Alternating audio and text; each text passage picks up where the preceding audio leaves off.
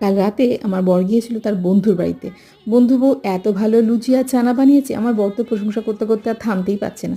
আমার মাথায় একটা ফোন দিয়ে এলো। আমি রাত্রেবেলাতে উঠেই চানাটাকে ভিজিয়ে দিয়েছি, নুন আর তেজপাতা দিয়ে কাবলি চানাটাকে 4টে মতো হুইসেল দিয়ে অর্ধেক সেদ্ধ করে নিয়েছি। এখন কড়াইতে দেবো বেশ অনেকটা পরিমাণ সর্ষের তেল। ভিডিওটা ভালো লাগলে অবশ্যই একটা লাইক করো, চ্যানেলটাকে সাবস্ক্রাইব করে পাশে থেকো। তেলটা গরম হলে তাতে দিয়েছি গোটা গরম মশলা, গোটা জিরে আর শুকনো লঙ্কা ফোড়ন। ফোড়ন থেকে সুন্দর গন্ধ বেরোলে ছোটো করে কেটে রাখা আলু আর পেঁয়াজটাকে দিয়ে একটু ভাজা হতে দিয়েছি। এই ফাঁকে আদা রসুন আর কাঁচা লঙ্কার একটা পেস্টও বানিয়ে নিলাম। এখন দিয়ে দিচ্ছি গুঁড়ো মশলাগুলো, মানে হলুদ গুঁড়ো, 2 রকম লঙ্কার গুঁড়ো, জিরে গুঁড়ো, সামান্য একটু নুনও দিয়েছি।